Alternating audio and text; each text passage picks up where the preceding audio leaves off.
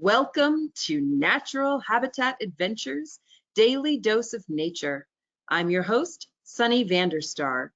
Today's topic is Know Before You Go, an insider's journey into Yosemite. And it will be presented by our fabulous Nat Hab expedition leader, Ian Crookston. Ian, thank you so much for being here today. I know there's lots of folks who are really excited to hear all your insider information. So let's go ahead and dive in. Yeah, well, thank you for having me here today. And yeah, that's exactly what we'll do. So this is the sort of brief agenda that we have today, and I'll strive to hit all the really important points along the way, but then also spend most of the time with the fun stuff. So I'm Ian. I've spent 10 or 15 years on and off in the outdoor or wildlife management industry. Here I am holding a little baby beaver. But I also run a humanitarian 501c3 NGO in Ukraine, which is what my sort of formal schooling is about. And we provide medical aid to the frontline communities, people trapped in the war zone, humanitarian aid, as long as stuff to rebuild communities after the destruction. So that's kind of what I spend most of my time doing currently, but it's a pleasure to be back in probably one of my, if not favorite places on Earth, which is Yosemite, and share how to prepare for it and prepare to thoroughly enjoy this trip. I'm not a professional photographer, so this is, just like a quick snap. I was down by the river one morning in the valley in Yosemite. Another similar picture in the evening, but the idea I'm trying to convey here is even if you're a bad photographer like me, it's hard to screw things up in Yosemite Valley. It's just so incredibly beautiful. And I'm so excited that so many of you have chosen to take an interest in the place. So this adventure, it requires a moderate degree of physical fitness. Hiking is the main activity, and we have 2 or 3 excursions per day. We try to make it so that you can choose between activities, but that is not always the case. But that being said, we try to have variation in pacing in this trip. A lot of the hikes are going to be immediately taking place at about 5,000 feet. Day 6 and 7, you're going to be at 8,000 feet. And the final day of activity, you're going to be at about 6.5. And there's going to be, moderate elevation gain. And it's going to vary from a extremely nice paved little road that serves as, the hiking path, to like a very nice flat gravel one, to maybe your more traditional, trail through the woods where you're stepping over logs and bigger boulders or like rocks every once in a while. So variation in the hikes as well. And I like to think of this truly as an adventure. In many ways, Yosemite is still extremely remote, and that is in part due to the massive mountains that that sort of encase it. And so that also means that there's a lot of driving to our activities in this trip, and that there's a lot of, like steep drop-offs and things like that. So you're never going to be in, immediate danger, but it is certainly adventurous, and for some people may push comfort zones in a very good, exciting, positive way. The other thing to note is the climate.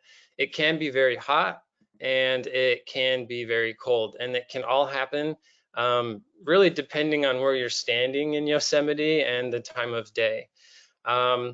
So I always like to say that everyone has a lightweight waterproof rain jacket at all times with them, and you need to be able to bring a backpack big enough to accommodate a packed lunch. Some days we do a really nice sort of packed lunch to facilitate a longer hike. And then most people are going to need 2 liters of water, and I know that that's a lot of water. But you're going to want to at least be able to bring the possibility to carry that much, and then feel out how much you personally need for the trip. And then the high altitude, you know, you can burn easily. Some people, it's also a very dry climate. So if you have, you know, special things you like with that, you know, hats, longer, lightweight clothing, pants, or the sort of transition hiking pants that can go from pants to shorts. The big idea to think here when preparing to enjoy Yosemite is layering. That's kind of what I think about. So at 11 a.m. in the morning, I can be standing at the base of El Capitan, and it can be 85 degrees. And I can drive 2 or 3 hours up above to the top of it, and it's 20 degrees cooler up there, right? And it's very windy. So I'm going to want to be able to add and remove layers as appropriate to the weather. So this information, it's on the website. And so again, the idea here is layers. And then another important thing is definitely your shoes. So nowadays, a lot of people don't do hiking boots nowadays. Like, you're the experts, they're your feet. The point here is whatever is your good hiking wear, whether it's sort of midweight ankle support boots or lighter sort of trail running style that's pretty popular now. That's kind of up to you. If you don't know, I would err on the side of more ankle support. And then also, because, you know, we're driving and hiking and driving and hiking and then enjoying, say, a nice dinner in the evening, you're going to want to have a nice comfortable pair of shoes to slip into later on. And then if you're the kind of person who takes the opportunity to swim when you get it, bring a swimsuit, because you don't always get the opportunity in this trip, but if you do, you'll want to have your swimsuit. Cash, this is always a question we get. There are ATMs pretty much every night at the places we stay, and so you have opportunities to get cash, but also a lot of, like a typical Nat Hab trip, a lot of the expenses throughout the day are covered by the trip itself, and so your cash is more for your personal interests and expenses. We also provide binoculars and hiking poles. If you have your favorite pair of these things, you can bring them. Just be aware that traveling on an airline with hiking poles is quite difficult. And then if you have sort of like specific sunscreens or bug sprays or things like that you know are good for you, bring those. We provide those things, but you know, we can't always provide specifically what everyone requires. So we try to give, you know, the sort of highest quality of lowest common denominator. And then also, if you're not used to dry climates, I'd bring some eye drops just in case that your eyes can start to get bothered. So moving on, when you arrive, this is actually really quite straightforward. It's really nice. Fresno is a sort of typical Central Valley California city, and there's not a lot to do there for us in a Nat Hab trip, even in the way of accommodations. So the reason we fly into Fresno is because the airport is amazing. It's very smooth. It's tiny. This little hallway on the right here is this sort of central part of the T. It's a very smooth experience for 9 out of 10 people who fly through here. And the important thing to remember here is that because we fly into Fresno and then we immediately get in this cool van, one of them, we drive an hour and a half to the Tenaya Lodge, which I'll talk about in a minute. So the adventuring kind of starts like before the welcome dinner, but that's because in terms of accommodations for this trip, it's very important to us that we're very close to Yosemite, very close to the nature and the activities for the day. And so we move pretty quickly up there. And so the difference with a lot of Nat Hab, other domestic Nat Hab trips, if you've been on them, is your guide won't meet you immediately when you get off the plane. There will be 2 pickup times, and you'll get those in your pre-departure documents and from your communications with your adventure specialist. And then your field guide, either the day before your flight or the morning of your flight, will coordinate, or like will check in with you and make sure that you know the plan. And you'll meet them right here. It's like they'll find you very easily, but you meet in the van here. They'll help you load your luggage in, usually have some fresh beverages and snacks or whatnot. And then, like I said, you immediately head up into nature, which is really exciting. So you move through this like city and then the farmlands. You get to see all the different local produce you're going to eat later. You move through the chaparral and into the mid-montane of the Southern Sierra. And so you move quickly up into Yosemite. And then, like I said, like we try to have pacing with hiking. We also try to have pacing with the driving. So you have to drive and you have to walk to enjoy Yosemite. But we try to vary it. So there's 2 days when we stay in the valley where there's very little driving, and then there's 3 days of maybe about 2 hours, and then some days of kind of mixed driving and activities throughout the day. And this all takes place, like I said, we have 2 of these vans, which means that each passenger gets an extra seat for their gear and stuff. So they're usually fairly spacious.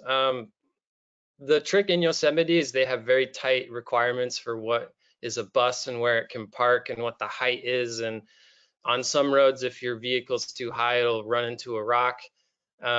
So this is the best option for being able to move, sort of smoothly through all the different sort of traffic and crowds and natural obstacles along the way.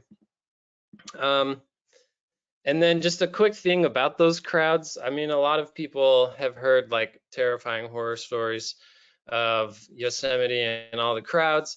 And I just want to say that something I'm very proud of with this trip is it truly is in many respects an insider's journey. A lot of our guides are local, or like me, we're transplanted locals for a long and important part of their lives, and we know the park well, and we know how to both share the park with our fellow Americans and visitors like we're supposed to in these beautiful public parks, but also to move sort of smoothly through these things.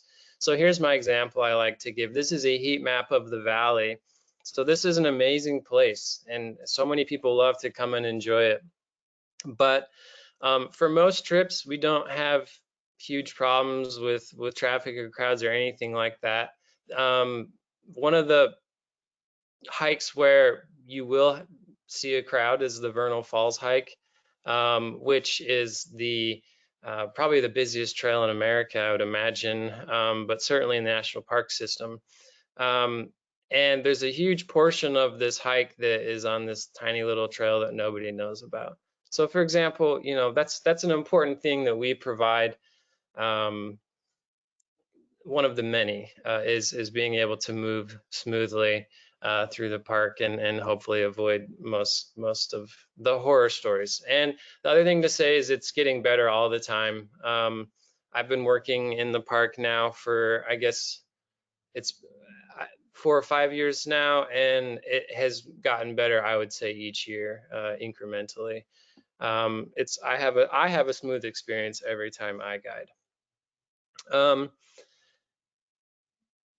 COVID precautions, we will watch for all the different regulations if there are any, but the important thing to know is that the specific COVID instructions are communicated for each trip.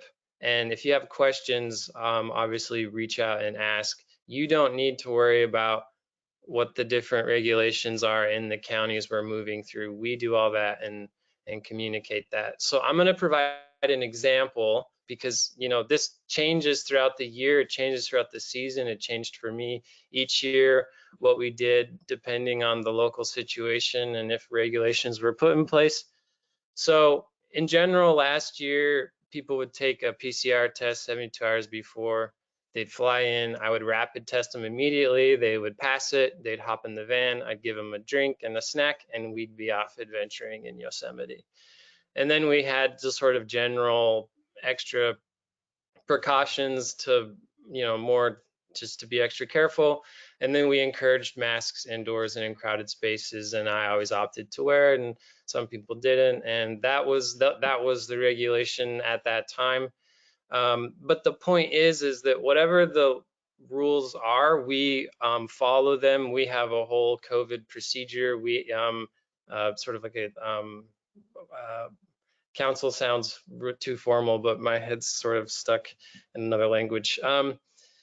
But they work together to come up with the regulations that we follow. And the point here is I have guided this trip in the middle of the pandemic all the way up till last year, and I have never had an issue that has disrupted the trip for COVID, and we've always been safe and healthy. I personally have, and we've had maybe a few cases here and there. So really good success rate. So yeah, some days, even when it's a really strict COVID regime, we still have a great trip and a great time.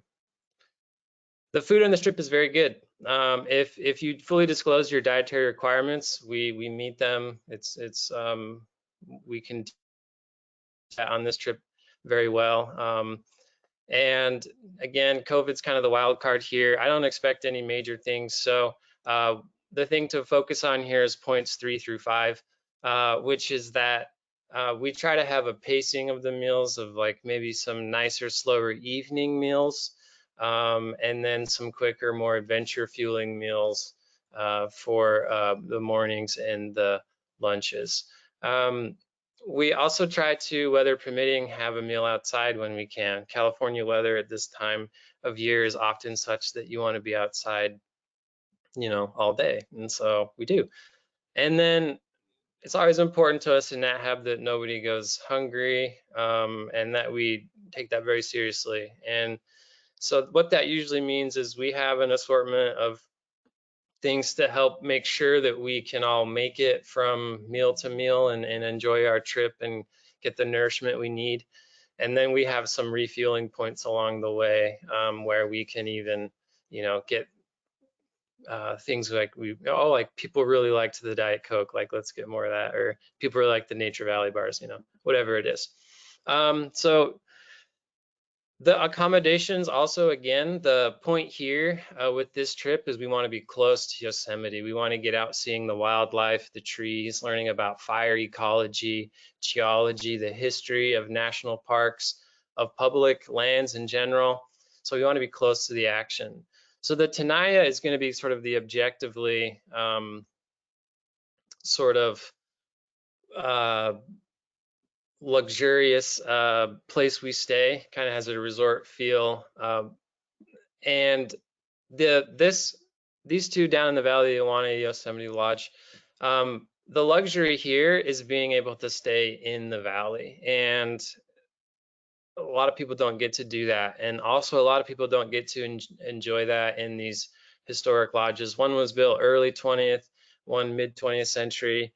They both have unique histories and architectures, and it's a real cool experience, but you kind of do think of it as a little bit more rustic. But again, everybody, 9 out of 10 people are comfortable. If there's a problem, it's quickly resolved. And again, the luxury here is being able to roll out of bed and fall into Ahwahnee Meadow and, you know, look at the wildlife. That's why we stay here. And this is in part what makes the Nat Hab trip so special.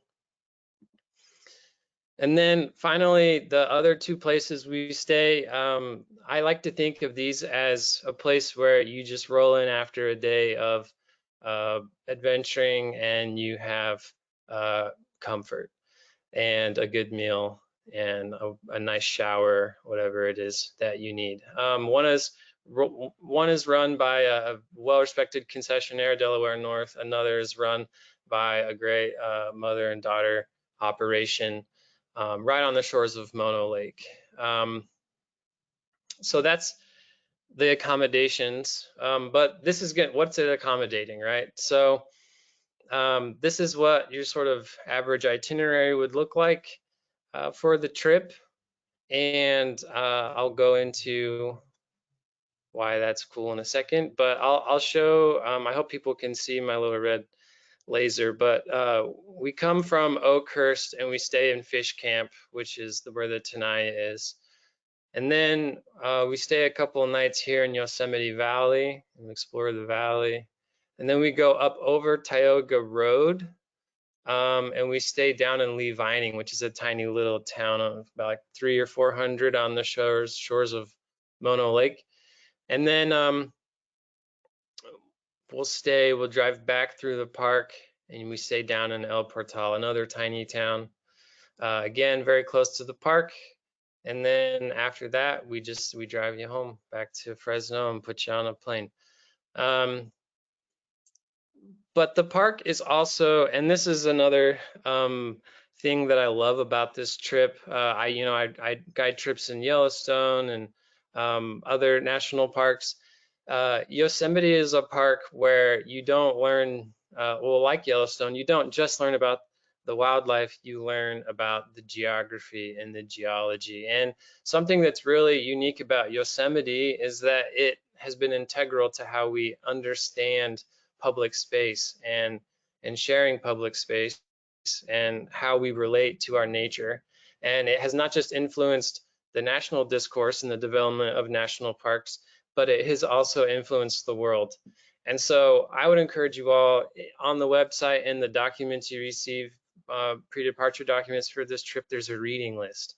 I would encourage you to look into that and learn about the human history. This number here, 3,000 years before the Euro Americans arrived, some people think that's now all the way back to 8,000 years ago. We have evidence of maybe some humans, residing already in Yosemite. So you're not just going to an ancient edifice, but you're going to an ancient home to many different types of people. Like I said, also it's a chance to learn about our public lands, how we manage them, maybe how we've mismanaged them in terms of, say, fire ecology, and what we're doing to correct course. So this is a map of Yosemite here in tan, and it's this wider blob is the Sierra Nevada mountain chain, and this green is all the different complex system of public lands, protected lands that surround and make up the greater ecosystem that Yosemite is part of. We're going to learn about trees, not just giant sequoias, sugar pines and white and red fir and other types of cedar trees, but obviously giant sequoias are one of the big attractions, and weirdly one that a lot of people miss when they come to Yosemite. So we make sure not to miss that. Like I said, geology is a huge thing. We're gonna come stand at this very spot. We're gonna learn about how this valley was formed through millions of years of slow glaciation. And we'll also learn about the really exciting and interesting debates between, say, John Muir and the head of the Harvard Geological Society, when people were trying to figure out how such a amazing place could have been formed. We'll get to know big granite edifices like this one, El Capitan. This is actually, a little hike we can do as well. So I'm going to provide now kind of some example hikes that one might expect throughout their trip. And this depends a little bit on your own abilities and the dynamics of the trip. but these are sort of the big general hikes that we can do. Right across from this, well, actually, first before that, look at all these climbing routes that go up this structure.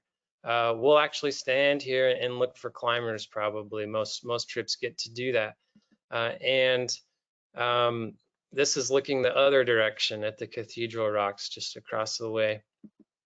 Of course, there's Half Dome, classic Half Dome, but I like this beautiful birch tree down in front, and like, so you learn again about all the different botany of the valley. You learn about the monarchs on their migration, their interaction with the milkweed. Some of you may even see some relatives of some butterflies from the monarch trip. I don't know. Half Dome Mirror Lake hike. This is a classic hike that we like to give people the option to do when we're in the valley. It's about 4.5 miles. It can be a little bit longer, and it's kind of just some gentle up and down. But it's, after a day of you would have been in the giant sequoias, and then you would have been up on Glacier Point looking down into the valley. Now on this would be like probably the third or fourth or fifth day. Now you get to actually, walk back down into this canyon where Half Dome is. Another hike that we always offer is, this would be our most strenuous hike for those probably who chose to do it, but this is the Vernal Falls hike. This is when the waterfall's flowing pretty hard early in the season, and this hike has pretty steady 650 feet of gain, so that's kind of what makes it hard, is just it's kind of steady uphill. But it's quite a nice trail, and you end at the base of the falls. And if you're a real go-getter and you can convince your guide to go with you, you can drag them up to the top and get an extra Stairmaster of like 700 steps or whatever. But the view from the bottom here is where is kind of the goal we always have, and is kind of the classic shot that people desire. This is looking back down, this look on the right here, looking back down the way you came. There's also, of course, Yosemite Falls. This is a beautiful hike through an old cedar forest.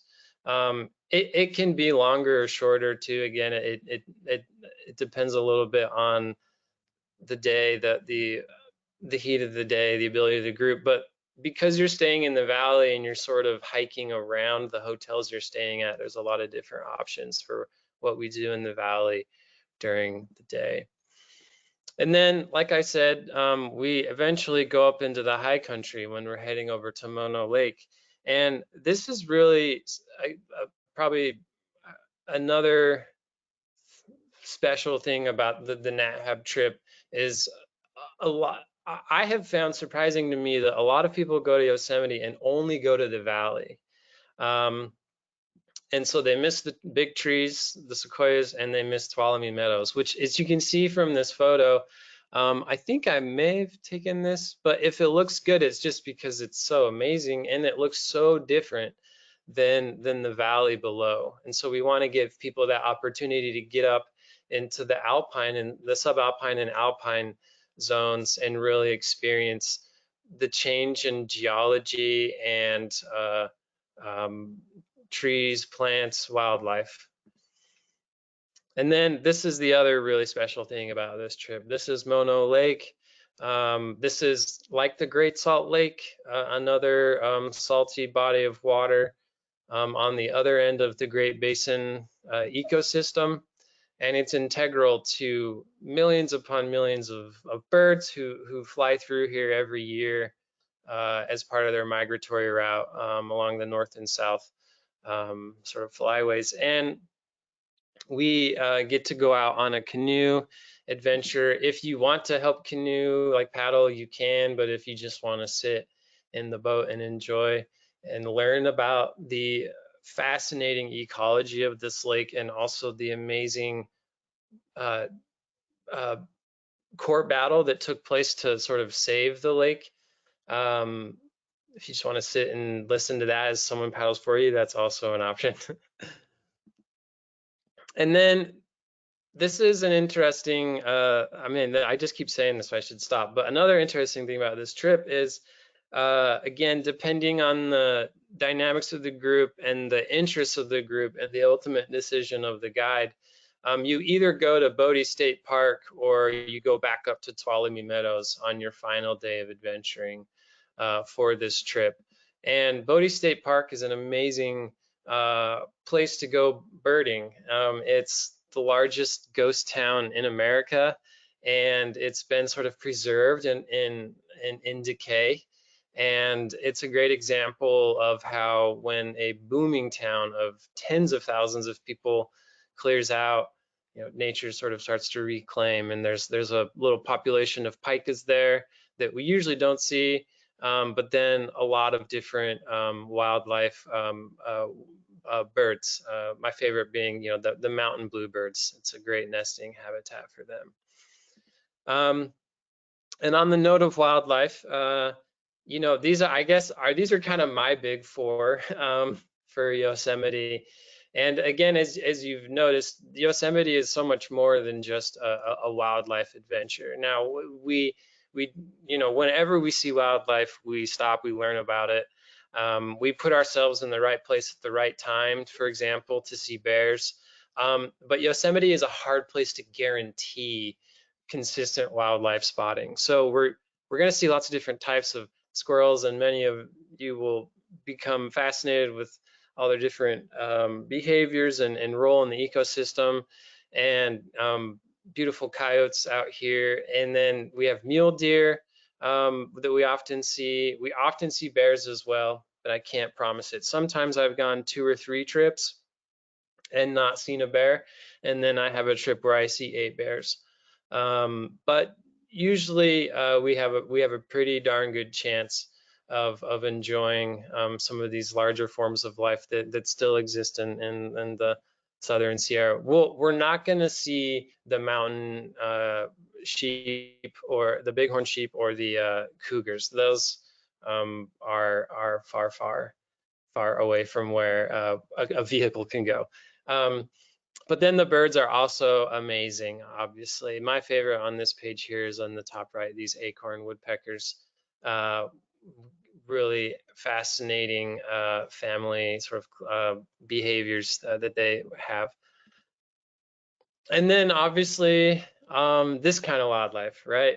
So it's really hard to talk about Yosemite and the history of Yosemite and what we know about the geology and the nature there and the politics of how the park developed without talking about climbing. It's integral to the history and what we know about Yosemite. And so this is, again, another unique thing about this trip that I absolutely love. This is Ken Yeager and Mike Corbett. Mike, unfortunately, here on the left, Mike fortunately passed away last year, but they are local climbing legends. Not local, they're climbing legends, and they have climbed El Capitan, that big first granite edifice you saw. They've climbed that 55 times, and they have created a pretty small but jam-packed climbing museum in Mariposa that begins to collect this incredibly rich history of climbing in Yosemite and its role in informing how the park has been governed and managed. It's really cool. Wildflowers as well. Many of you will have been signed up to come during wildflower season. These are, again, I'm not a professional photographer, but these are just ones snapped along the side of the trail. I think probably just with my iPhone. I'm pretty proud of them. But there's all different kinds of wildflowers. I love the lupines. We have like, I think 12 different varieties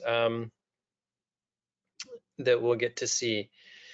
There's also here we do our best to show, again, these little sort of insider treats, that little moments that can really make a trip feel extra special. This is just kind of in the middle of a parking lot somewhere. This is where the first superintendent of the park is buried, and he dug this grave himself. He planted these sequoias, and then he watered them for a couple decades before he finally passed away. And so there's sort of this unmarked, beautiful little spot where the first superintendent is laid to rest. We go there. Here on the right, this is the little Ansel Adams Gallery. A great little spot to visit when we're in the valley again. And also the Miwok Model Village. This is again part of that long history of people who have lived in the valley before European Americans showed up. And so getting a chance to learn about that is always a really special treat. And like I said, fire ecology, this is something really important to me. And this is just a snapshot, I think, from 2021. The purple is the active fires, and the red are the fire history. The redder it is, the closer it is to 2021 in the past. So you can see a lot of California has burned in the past couple decades.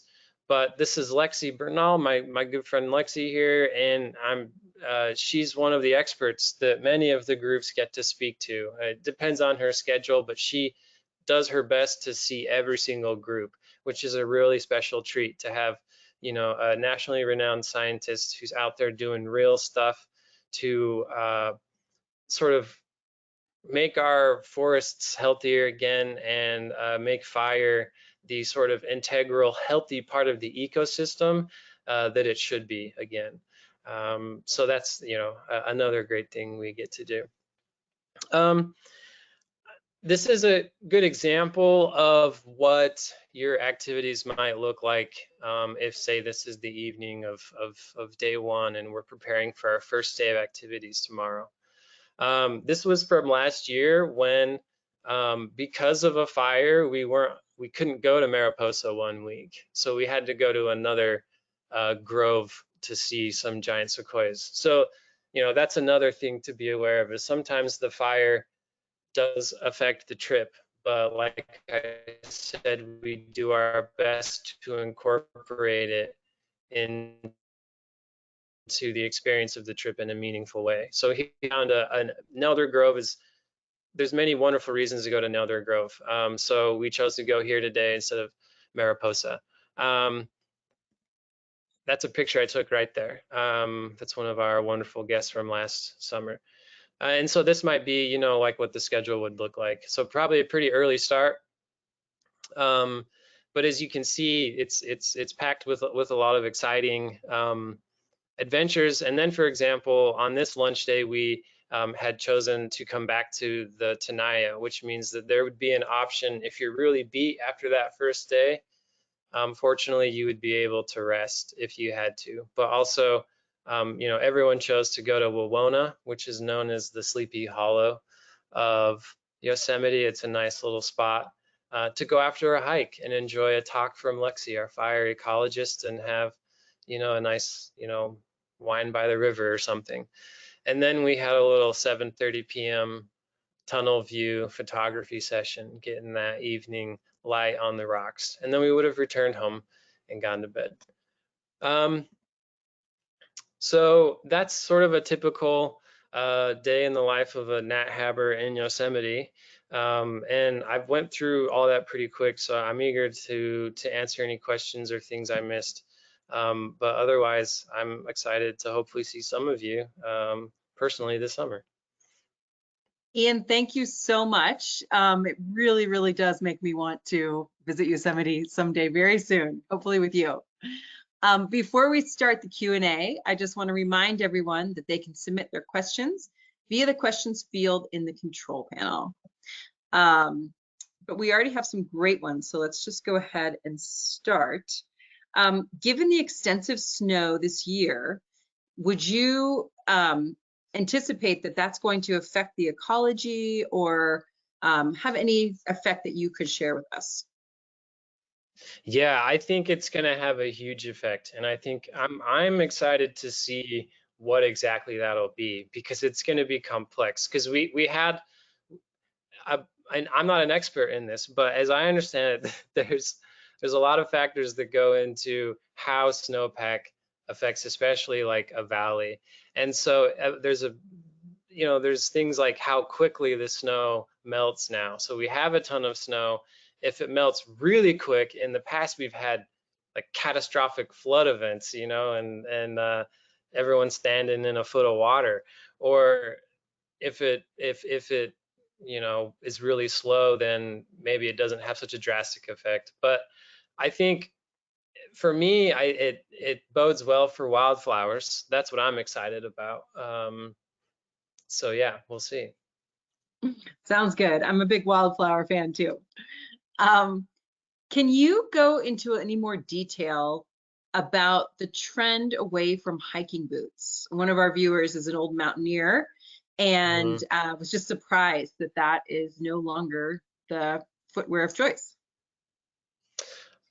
I mean, yeah, I don't know. I think it probably has to do with there was that, you know, whole like born to run revolution a decade ago, and people started looking into like walking differently and having less padding and things like that. And so I think it has pulled a lot of people in that direction towards minimalism, which is probably good for, again, that's probably great for certain people. For me personally, it seems like I'm more like this older mountaineer type.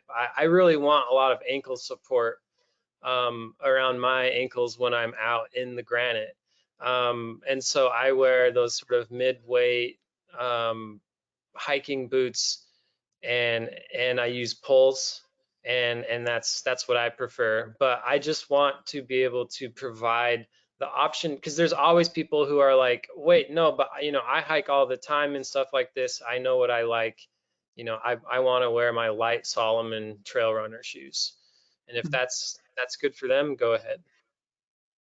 Excellent. Um, would you mind putting up the itinerary page while we talk? There's some folks who wanted to see that again. Yep. Do do do. Excellent.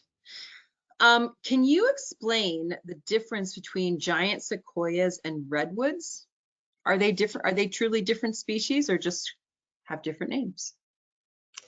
Yeah, so they're different. The coastal redwoods, they grow along in the coastal forest that runs along the coast of California and Oregon, and they are taller than they are wider. And sequoias, yep, their own species, and they grow exclusively on the west slope of the Southern Sierra, so they don't grow in the same place, and they have more mass than they are tall. So in fact, you'll be perhaps surprised, like some of our guests are, when we go to the largest tree in the Mariposa Grove, and it is huge. The lowest limb is like 8 feet in diameter, but it looks squat. Like it almost looks short because it's so wide. So yeah. Wow. Um, let's see. We may have touched on all the questions. One viewer wanted to mention that Fresno has a botanical garden, a zoo, historical sites and buildings, and plenty to explore. So don't It's think true. Fresno is it. No, that's true. You shouldn't malign Fresno. There's Don't badmouth my Fresno. favorite is the, what is it, Forestera Gardens. There's a man from, I think, Cyprus. He built a massive underground garden complex in the middle of Fresno. So if you have Wow, time, you can check that out. It's pretty amazing. that sounds kind of fascinating. Well, I think that's the last question we have for today, so I'll turn it back to you for closing comments. Well, I mean, again, this trip, I've led 5 or 6 Nat Hab trips in the national park system. This one is near and dear to my heart, and it's my favorite to lead. I know we're probably not supposed to say that, but it's just because I'm having a blast the whole time. So I'm super excited that you've all taken an interest in this, and don't hesitate to reach out to me or any of us to learn more. We're excited to see y'all. Sounds good. Thanks again. I also want to thank everybody who tuned in today. Please join us again tomorrow for our next daily dose of nature. You can check out this week's lineup, including registration links, on our website at nathab.com/webinars. We did record today's presentation, and we will have the replay available on our website soon. With that, I'll conclude the webinar. Have a wonderful day, everyone.